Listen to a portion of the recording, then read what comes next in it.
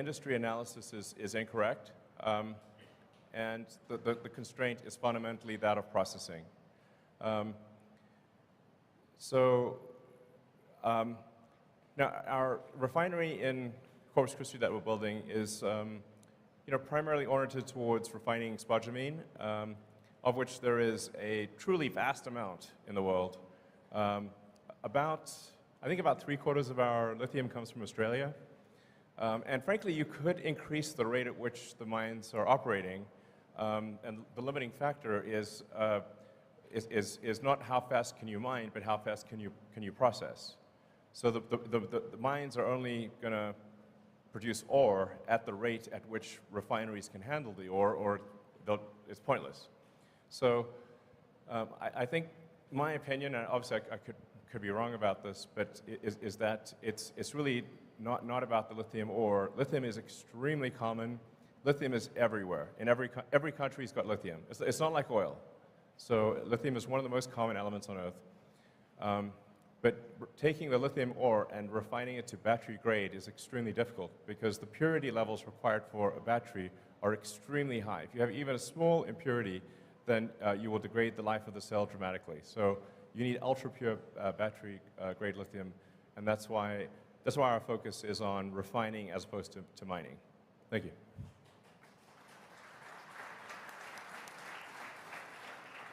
Hi, Elon.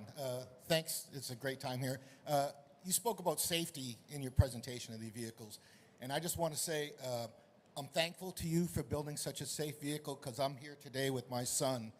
We drove in his Tesla 3 over here that he replaced with the one that he got rear-ended significantly in, and it destroyed the car. But we're able to be here today, so great. Thank you very much. Absolutely.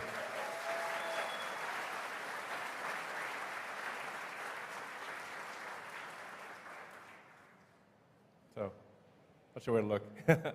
Okay. Hey, how's it going? My name's Austin Gregory. I'll ask about this because I don't think it gets near enough love. But I was wondering if there are any updates on the next-gen Roadster, actually.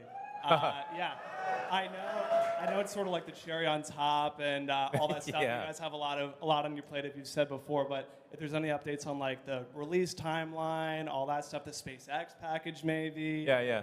That'd be amazing. Thanks. Totally fair and reasonable question. Where is that thing? We expect to complete the engineering and design of the next-gen Tesla Roadster this year, and hopefully start production. This is not a commitment, but hopefully start production next year. So, but. It is like as you alluded to. It's not even the icing on the cake. It's the cherry on the icing on the cake. So I wouldn't expect it to be like. It's definitely not going to be a huge contributor to revenue. It will be a modest contributor to profitability, but it will be sick. So, and.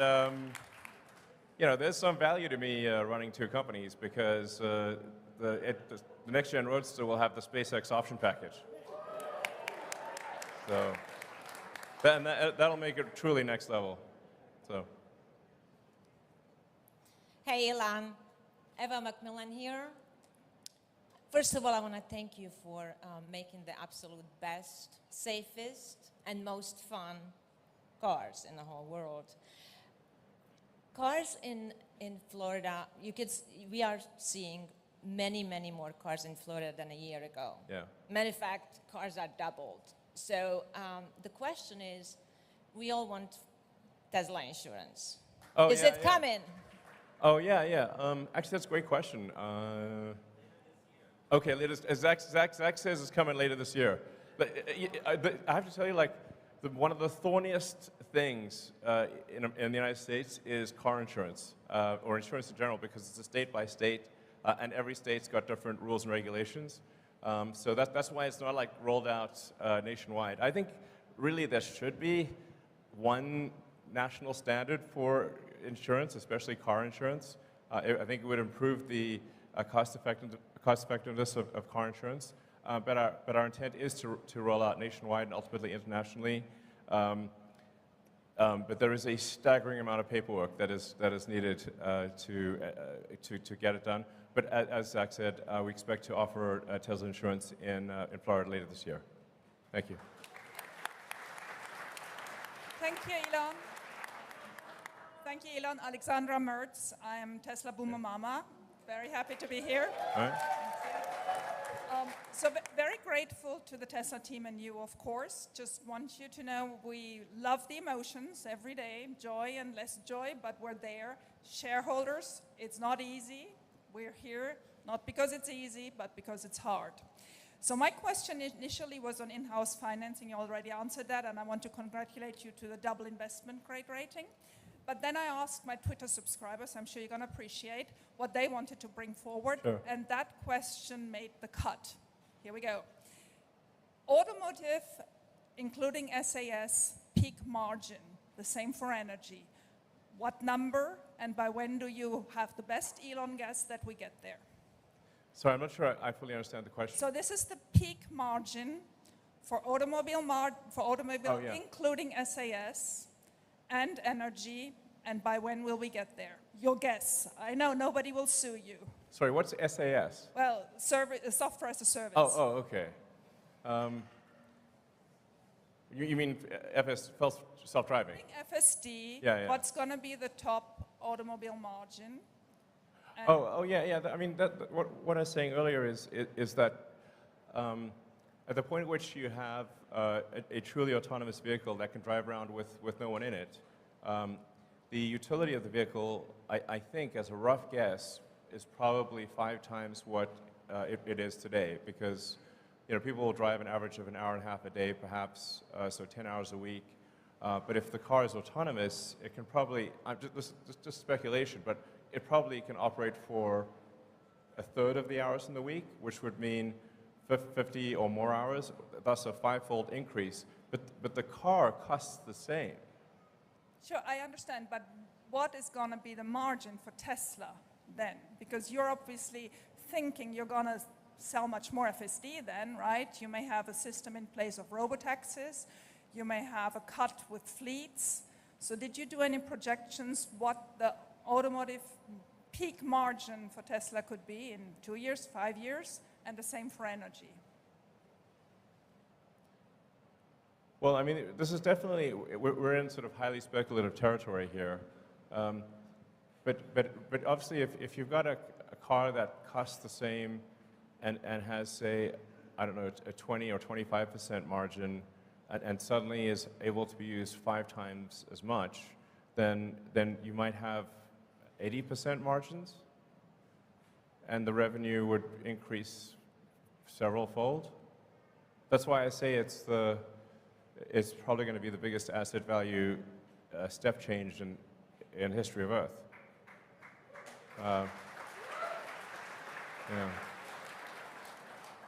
And energy does not have simply does not have such an increase in asset utilization. So I would expect energy to remain at sort of a 25%-ish to 30% margin. All right, so you said ask the tough questions. You're still good, right? Yeah. All right, cool. First of all, though, as a family man, I just want to say there's a couple of things like a loop for tether of a car seat going through the headrest, which would be super helpful. There's a couple other things that would be really nice. The Model Y is the only one you can do that in today. Maybe we could fix that. But when we're thinking about 4680 battery cells, should we be thinking about the efficiency and the performance we're getting today? Or is there some updated timeline path that we could see closer to battery day presented efficiency, performance that we can look to in the future? Well, I think, first of all, it's really important to express the difficulty of, for Tesla to go from nothing to making a battery cell that we aspire to be better than any other battery cell on Earth, even when compared to companies where the only thing they do is make a battery cell, is obviously not a trivial exercise. That said, we do see a path to very high energy density and higher energy density and lower cost than anything else out there. But it's a hard path. It's a very hard path. Normally it would be absurd for companies to attempt such a thing. And no other car company is really attempting to do anything like this in a serious way. So I guess technically BYD, because they started out as a battery company, but yeah, so it's a very difficult thing to do. But I think we are tracking to success in that regard. So. Hey, Elon. First of all, thank you for undoubtedly making the world a better place for my son to live in. Thank you. It's kind of you say. Once Cybertruck is fully ramped in Austin, what is the target production? And also, there's some rumors that you're thinking about stepping down as CEO. Please say it ain't so. It ain't so.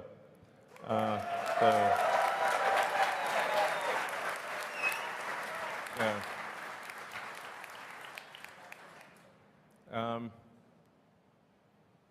Yeah, so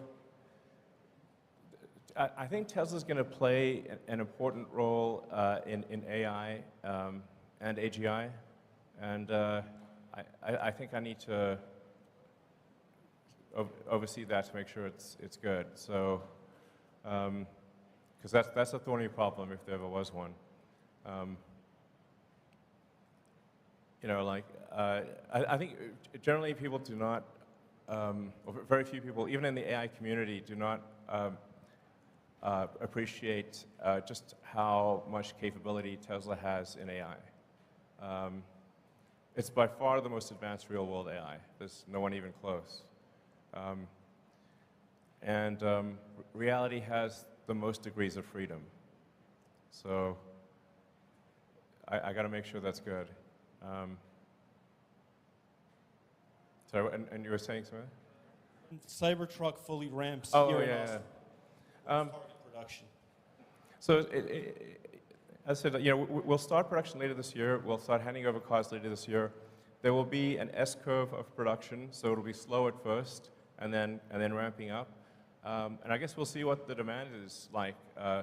So, I mean, I think we're likely to do probably 250,000 a year, I think, maybe more.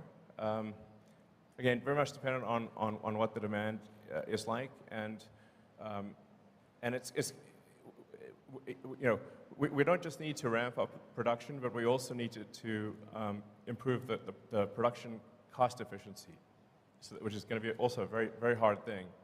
So, but I'd say it's, you know, 250,000 a year is a reasonable guess.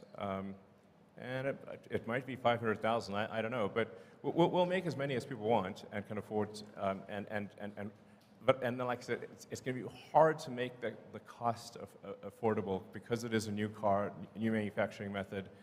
So,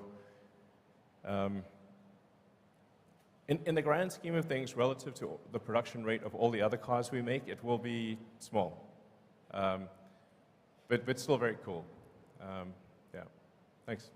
Elon, maybe 3 more questions? Sure. Oh, thank you. Good day, Mr. Musk. Hello, my name is Delia Archer, and this question aims to address Tesla's efforts in developing skilled workforce, attracting diverse talent, and promoting career opportunities within the company. When I look around, I see a lot of young faces, and I think about internships and apprenticeships for students in high school and beyond. My question is, are there any plans to expand existing partnerships and explore new avenues for collaborations with educational institutions and nonprofit organizations to attract the next generation and vary career pathways? Yeah, actually, with all of our gigafactories, we work with the local schools, actually from the high school level, community college, and university, because it's incredibly important to foster the talent for the factories. As you saw from the employment numbers, we actually need a lot of people. Even though we've got a lot of automation, we still need a lot of people to operate the factories, and it really matters that they have the right training. So we're big believers in reaching out to educational institutions, and because frankly, it's in our interest to do so. So thank you for asking the question. All right. Elon, Josh Fuller. I had originally thought of asking about the fun police and pushing back on the boombox and allowing us to screech at people with goats again. But after seeing Optimus, I was inspired to ask, has anybody asked Optimus's opinion of Mars, and does he have a ticket yet? Well, you know, Optimus is not a deep thinker at this point. Optimus is still, you know, figuring out how to do basic stuff. It couldn't make, you know, cook some eggs or something quite yet. So we need to get Optimus to the point where it has reasonable agility and can do basic things. You know, and we're aiming for it to start off doing simple tasks that are sort of boring and repetitive or dangerous, basically jobs people don't want to do. So that's our goal, I'm confident we'll achieve that goal. And then we've got to figure out how to make it at scale, make sure that the robot is safe. I think it's going to be very important to have a local means of turning it off. So safety is going to be extremely important. I can't emphasize that enough. But right now, it is not at an intelligence level where it's pondering questions like Mars. But perhaps it will be one day. So. Hi, good afternoon, Elon. My name is Luke Arsenault. I just want to start off by saying a big thank you to you and the team of Tesla for all you guys do. It's been great to see, and I'm so happy for you guys. My question is, with the rise in cybersecurity threats to operational technology and Internet of Things, what steps is Tesla taking to protect the company itself and its products from these threats? Also, as a suggestion, because I know you like suggestions, for the navigation, do you think we could do something on the UI that adds in when you're about to take the off-ramp to show a picture of that exit, kind of like other map systems do? And then also... Oh man, this is a lot of questions. One of my friends wanted to get a shaka from you, if that's possible. Okay. Well, we are constantly improving the navigation system, being robust to hacking is incredibly important. In fact, we conduct a lot of sort of third-party hacking contests to try to get the best hackers in the world to break into our cars. And actually, no one has yet actually broken into a Tesla in a way that would allow you to really control the car in a significant way. But they have gotten to where they can like honk the horn and mess with the infotainment system. And I'd like to thank them for their efforts. So we take information security extremely seriously. For navigation, yeah, there's definitely things we can improve there. But really, down the road, navigation visuals are not going to matter very much because the car is going to take you wherever you want to go. As for pictures, I have to decline, unfortunately, because otherwise, if I say, I actually hate being rude to people. So if I say yes to one person, then it's like selfies for a zillion. You know, it gets kind of crazy. So, but thanks for asking. Maybe we'll take one or two more questions, actually. So, sure. I don't know.